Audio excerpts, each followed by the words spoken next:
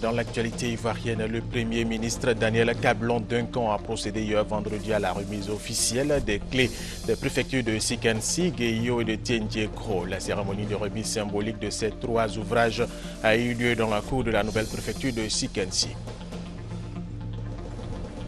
La sécurité est renforcée pour ces fêtes de fin d'année dans la région de Gbeke. Un dispositif a été mis en place pour permettre aux populations de fêter dans de meilleures conditions.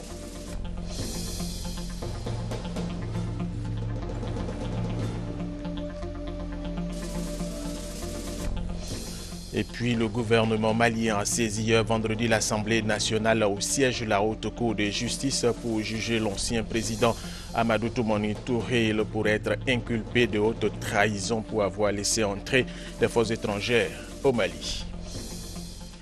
Mesdames et messieurs, bienvenue et merci de regarder RTI 1.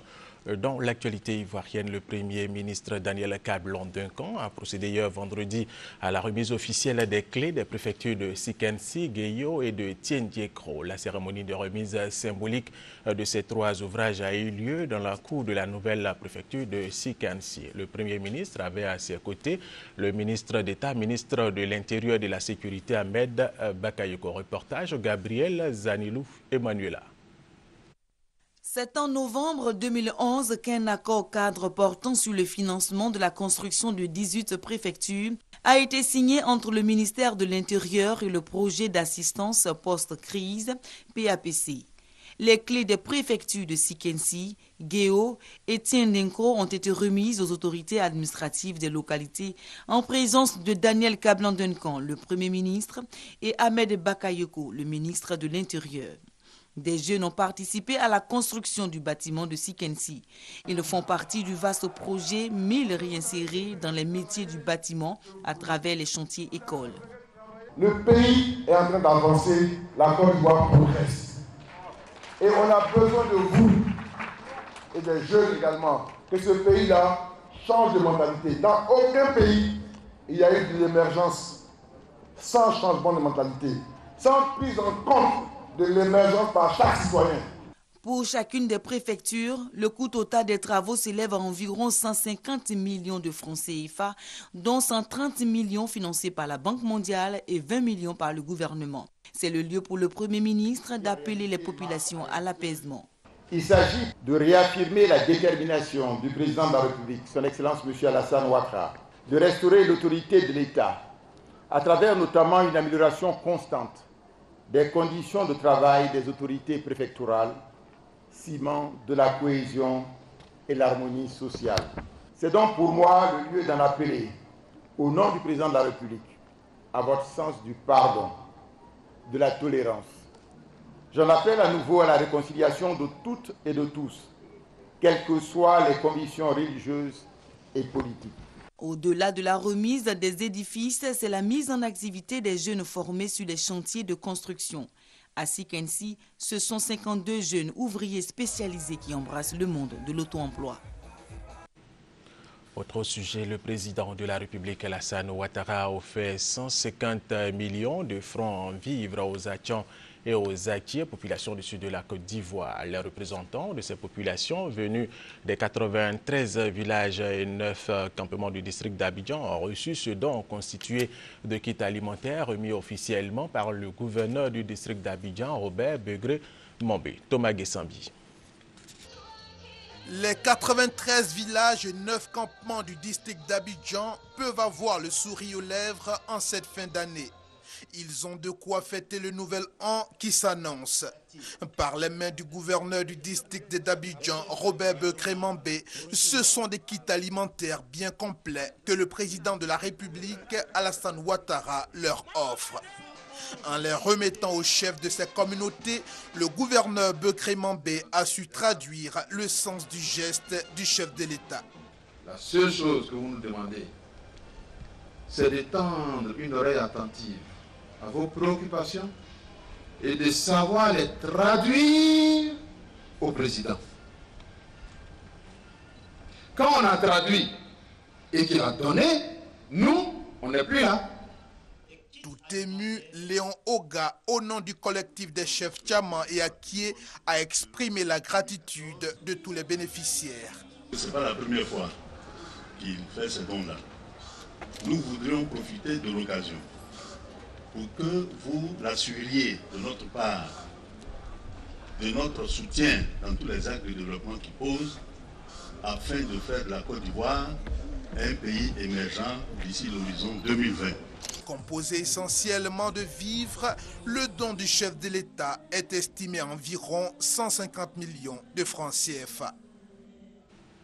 Autre information et parlons du renforcement des capacités opérationnelles des services de police. Des véhicules sont remis par la LONASI à la police nationale pour qu'elle soit plus efficace, et cela en présence du ministre d'État, ministre de l'Intérieur et de la Sécurité Ahmed Bakayoko. Abou Sanogo, reportage. 2 véhicules flambant neufs de type 4x4 offerts au service de police de Côte d'Ivoire par la Loterie nationale de Côte d'Ivoire, LONASI. À travers ce geste, cette structure citoyenne veut aider la police à renforcer sa lutte contre la criminalité, le grand banditisme, la cybercriminalité et surtout à lutter contre l'insécurité. Depuis bientôt 2 ans, voire 3 années, il y a eu un fort recul du taux de criminalité et ça c'est encouragé. Et pour nous, la LONASI qui est une entreprise citoyenne, c'était notre manière à nous de vous encourager et au-delà de votre personne, vos collaborateurs. En remettant les clés au directeur général de la police nationale, le général Bredou Oumbia, le ministre d'État, ministre de l'Intérieur et de la Sécurité Ahmed Bakayoko exhorte 2 structures à en faire autant afin d'assurer la quiétude des populations. Il invite les bénéficiaires à faire un bon usage du don. Nos services ont vraiment des besoins, nos hommes sont motivés, ils sont mobilisés et c'est toujours un réconfort important que nous puissions recevoir ce genre de dons qui vont permettre de se traduire en actes concrets en termes d'efficacité sur le terrain. La police criminelle et la police économique et financière en sont les grands bénéficiaires. Deuxième grand titre de cette édition, la sécurité est renforcée pour ces fêtes de fin d'année dans la région de Gbeke. Un dispositif a été mis en place pour permettre aux populations de fêter dans de meilleures conditions, nous dit Kader Sogodogo de RTI Boaké. Préfecture de police de Boaké. Nous sommes à la place d'Armes. Il est 20 h. Les grands commandements de la police, de la gendarmerie et des forces républicaines de Côte d'Ivoire se succèdent face à leurs hommes avec une seule et unique consigne: permettre aux populations de Boaké de célébrer en toute quiétude la fête de la nativité. Les ordres reçus, ce fut le déploiement des éléments sur le terrain. Les lieux de culte, de réjouissance, les principaux carrefours de la ville et bien d'autres sites étaient bouclés par cette opération spéciale. Pour veiller au bon déroulement du réveillon de Noël, les grands commandements ont entamé une tournée nocturne qui les a conduits dans les différents corridors, portes d'entrée et de sortie de la ville de Boaké, à la cathédrale Sainte-Thérèse de l'Enfant Jésus, ainsi que dans les urgences médicales et chirurgicales du CHU de Boaké, où il n'y avait pas de cas à l'âme. La dernière étape fut la visite de certains maquis, restaurants et boîtes de nuit, une étape appréciée par la population. Aujourd'hui, on sent que vraiment il y a la sécurité. On est rassuré, quoi. En tout cas, ça nous rassure beaucoup. Pour le préfet de police de Boaké, les populations peuvent faire confiance à leurs forces de sécurité.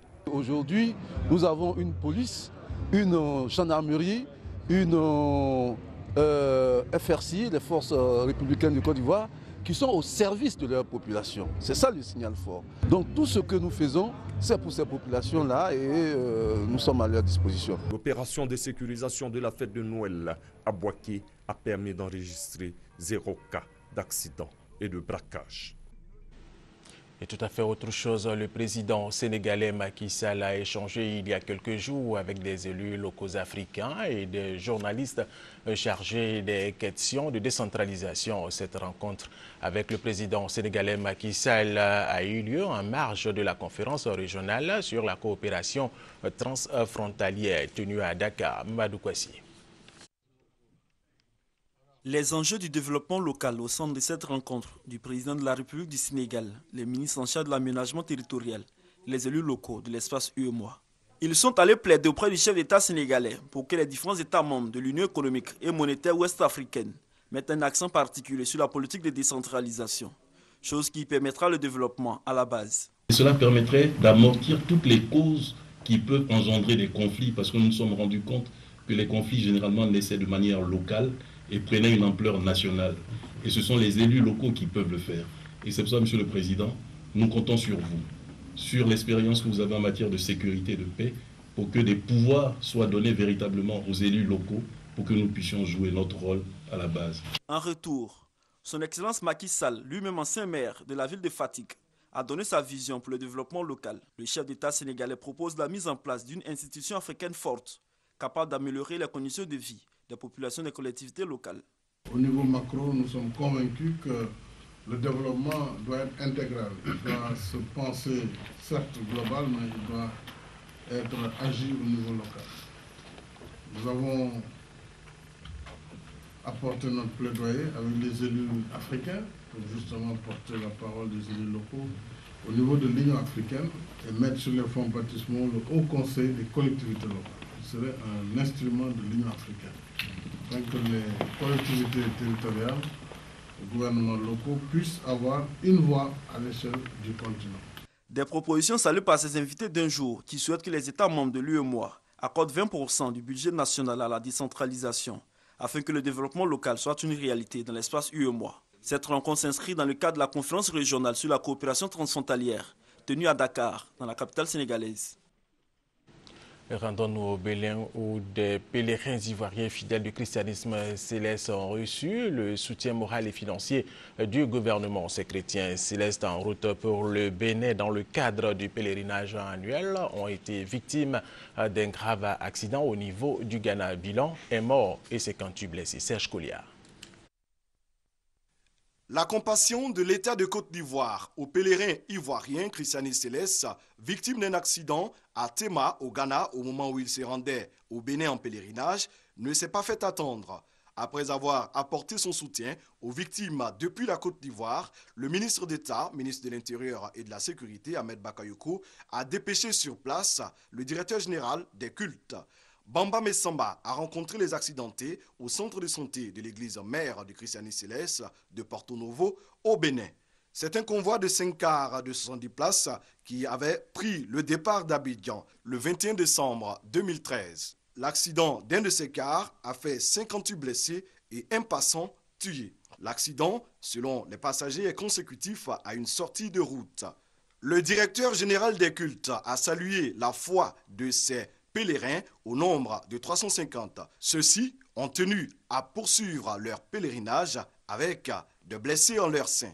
Même si nous savons que certains souffrent encore, nous avons foi qu'ils pourront regagner la Côte d'Ivoire dans de meilleures conditions et donc continuer les traitements et surtout continuer de prier. 3 millions de francs CFA, c'est le geste du ministre d'État Ahmed Bakayoko aux victimes et à la délégation de pèlerins du christianisme céleste. Interné aux urgences du Centre national hospitalier universitaire de Cotonou, un des pèlerins ivoiriens dont le cas semble plus critique reviendra à Abidjan par voie aérienne. Il faut noter que 450 pèlerins ivoiriens sur près d'un millier ont été pris en charge par l'État de Côte d'Ivoire dans ce pèlerinage qui a eu lieu aussi bien au Nigeria qu'au Bénin. Autre sujet, l'étape de construction des logements sociaux du gouvernement se poursuit à l'intérieur du pays. Le ministre de la Construction et de l'Urbanisme était à Bangourou et a procédé au lancement du programme de construction de ces logements. Témoin, Alexis Ouedraogo. Une nouvelle maison témoin, cette fois dans la ville d'Abangourou. Son message est clair, le programme de logements sociaux est une réalité ici aussi. Le ministre Mamadou Sanogo vient de lancer le démarrage du chantier de la localité. Nous avons visité la maison, mais elle n'a rien à envier aux belles demeures des deux plateaux. Donc vous voyez que les promoteurs qui ont été retenus étaient en tout cas compétents pour une telle mission. Nous sommes fiers des promoteurs, nous ne pouvons que les encourager et dire que tous les Ivoiriens doivent désormais s'engager. Le ministre a exhorté les populations ressortissantes de la ville vivant à l'étranger à s'impliquer pour le succès de cette initiative. Les populations ont exprimé leur assurance quant à la réalisation de cette promesse du président Alassane Ouattara. Le programme de logements sociaux lancé par le chef de l'État devrait couvrir toute l'étendue du territoire ivoirien. Les élèves du groupe scolaire Providence de la commune d'Abengourou sont heureux en cette période de fin d'année. Ils bénéficient d'une cantine, de dortoir et d'un point d'eau pour se rafraîchir. Et c'est un don du club service, le Rotary Club Abidjan Elixir, pour améliorer leurs conditions de vie et de travail, nous dit Kwasi Mabadou. 2 points d'eau au groupe scolaire Château d'eau d'Abengourou. C'est le cadeau du Rotary Club Abidjan Elixir aux élèves et co-enseignants de cette école primaire en cette fin d'année 2013. Pour le président Balogun Oseni, il n'y a pas meilleur cadeau que d'offrir de l'eau potable à des gamins, futurs cadres de la nation ivoirienne. Il les a ensuite exhortés à la culture de l'excellence afin de contribuer au développement de la Côte d'Ivoire au cours des prochaines décennies. L'action de solidarité du Rotary Club Abidjan Elixir ne s'est pas arrêtée au point d'eau de l'école primaire Château d'eau. Balogun Oseni et ses camarades ont aussi réhabilité et équipé la cantine scolaire et le doctorat de la maternelle du groupe scolaire Providence, toujours dans la commune d'Abengourou. Un geste salué par la directrice de l'école. Pour elle, ce projet va permettre aux enfants de vivre et d'étudier dans un cadre sain. Les parents d'élèves et les élèves eux-mêmes, premiers bénéficiaires, n'ont pas caché leur joie. Les élèves ont pris l'engagement de bien travailler afin de réaliser de meilleurs résultats en fin d'année scolaire.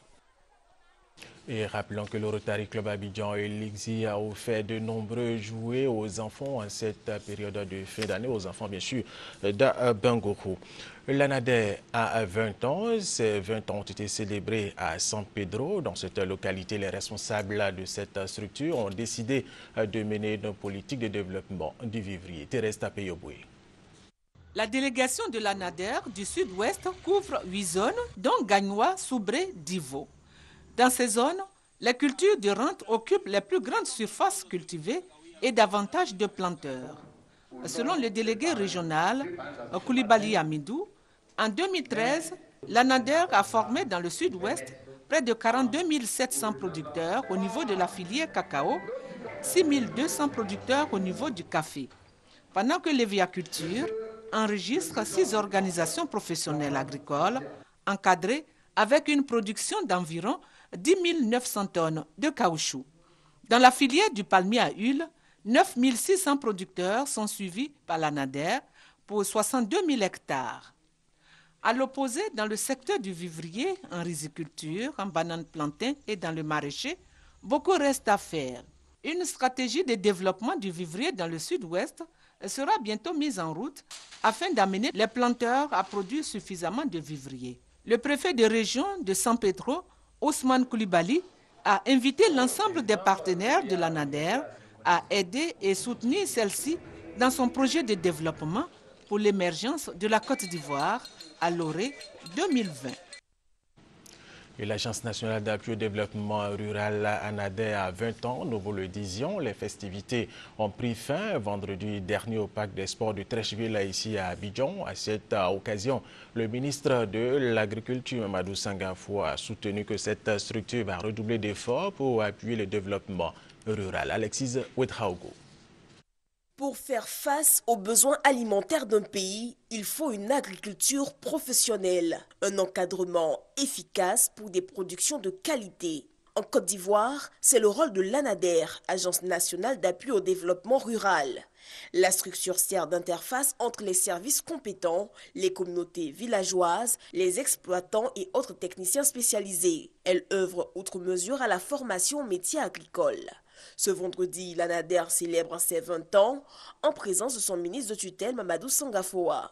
Il n'a pas manqué de dérouler sa vision pour la structure.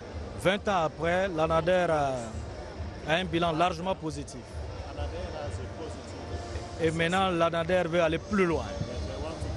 Et pour aller plus loin, ils ont décidé de s'appuyer sur le Japon, qui a une grande expérience en matière d'encadrement agricole. Le Japon, qui a réussi l'exploit de l'autosuffisance alimentaire, sera le partenaire de l'ANADER pour les prochaines années. La Côte d'Ivoire devrait s'inspirer de ces méthodes à succès. En attendant, l'ONG Afri-Japan a déjà offert des véhicules à l'ANADER.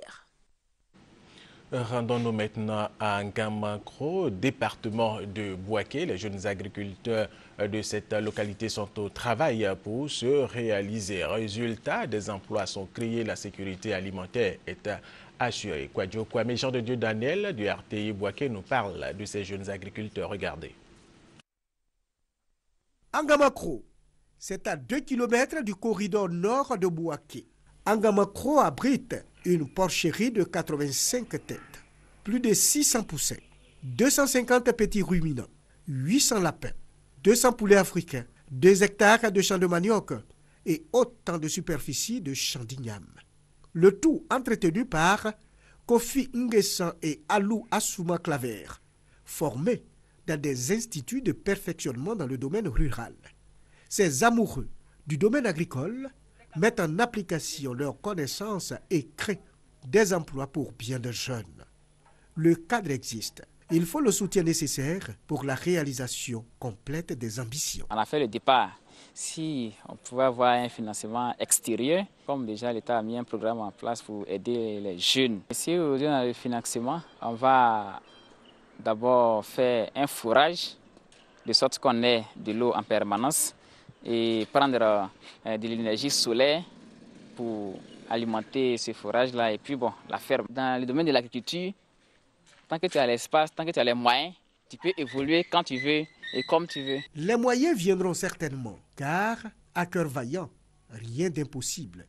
En attendant, Claver et ses amis, qui ont eu besoin d'un emploi, l'ont créé. Le chemin est tracé. Avec foi et détermination, ces entrepreneurs parviendront à l'élargir. Le temps joue en leur faveur. Et continuons ce journal avec l'atelier de restitution des activités relatives au projet de dépollution complémentaire des sites de déversement des déchets toxiques du Probo-Koala dans le district d'Abidjan. Objectif de cet atelier, communiquer les résultats de l'enquête et présenter les perspectives de l'ensemble des autorités ivoiriennes, des parties prenantes et des populations. Patricia Omouetia. L'affaire du Probo-Koala est survenue en septembre 2006 en Côte d'Ivoire, provoquant la mort de 17 personnes et de dizaines de milliers d'autres, selon l'Institut national d'hygiène publique de Côte d'Ivoire. Des opérations de dépollution complémentaire des sites impactés s'imposent donc. Celle-ci, débutée en mars 2010, était au centre d'un atelier de restitution des activités relatives au projet de dépollution de ces sites. Des terres contaminées avaient été stockées sur la route d'Alépé. Il y avait des sites qui restaient à dépolluer. Donc, dans le cadre de ce projet, un traitement biologique a été mis en place pour traiter ces terres polluées et effectivement pour excaver les terres qui aussi ont été souillées, qui seront aussi soumises au traitement biologique. Pour les acteurs présents à cet atelier, on note une avancée satisfaisante, le projet étant dans sa phase active. Par exemple, les déchets présents sur les 2 sites route d'Alépé sont au stade du traitement biologique ainsi que les sols et les différents produits agricoles sur le site en contact avec les déchets. Cette initiative du ministère de l'Environnement, de la Salubrité et du Développement durable est saluée par les participants. Je partirai d'ici enrichi de beaucoup de choses afin que je puisse apporter beaucoup d'informations à la population qui attend la suite de cette réunion. Le CIAPOL et le BENET sont les principaux organes chargés de l'exécution du projet. Un projet financé à hauteur de 7 milliards par Trafigura et qui prendra fin le 31 décembre 2015.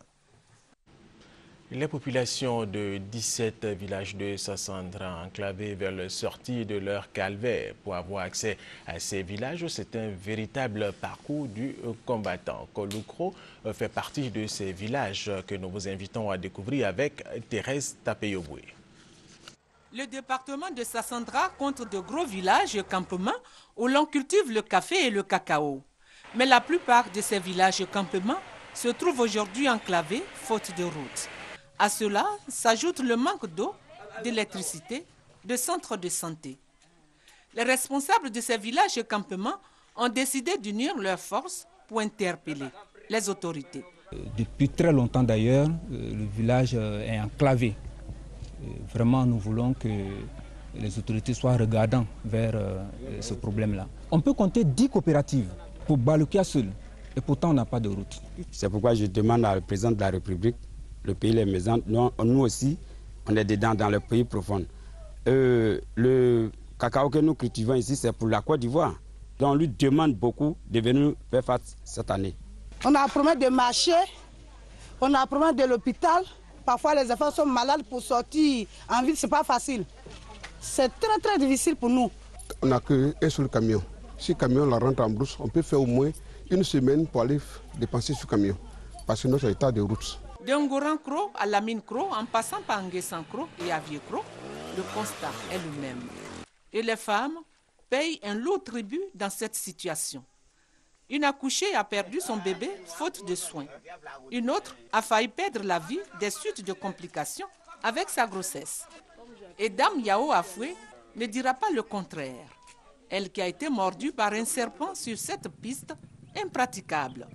Ce sont plus de 17 villages qui sont ainsi enclavés dans la région. Ces villages qui produisent pourtant des quantités considérables de cacao et de café, ainsi que du vivrier. Samatigui, la sous-préfecture située dans le nord de la Côte d'Ivoire, est coupée du reste du pays. Cela suite aux récentes pluies qui se sont abattues sur cette localité. Plus de précisions avec Kwasi Mamadou. Les grandes pluies qui sont tombées récemment ont eu des effets collatéraux sur la région nord de la Côte d'Ivoire. La commune de Samatigila, située dans la région du Kabadougou, est coupée des autres localités environnantes. La rivière est sortie de son nid, mettant du coup en mal les activités des paysans et celles des transporteurs de la sous-préfecture. Les déplacements se font désormais en pirogue. Cette situation qui dure depuis des semaines est en train d'être résolue par les autorités municipales. Le maire de Samatigila, Diaby Lassiné, a fait construire un pont flottant afin de permettre aux populations de sa localité de se déplacer et surtout pour rejoindre Odiéné, les chefs-lieux de région en cas d'intervention médicale. Une initiative saluée par ses administrés qui ont souhaité la construction d'un pont en vue de faciliter le trafic à toutes les saisons pour l'écoulement des produits agricoles. Diaby Lassiné a rassuré ses parents de sa volonté et celle du gouvernement à leur apporter le développement afin d'améliorer leurs conditions de vie. En plus de la construction du pont et aussi dans le futur du bitumage de l'axe Samatigila-Odiéné, le maire a réaffirmé la réalisation de toutes ses promesses de campagne, notamment la construction et la réhabilitation des centres de santé et des écoles. Mais Lassiné Diaby soutient que tout cela ne peut se réaliser que dans la paix. C'est pourquoi il invite tous les cadres à l'union et à la solidarité afin de sortir Samatigila de la pauvreté.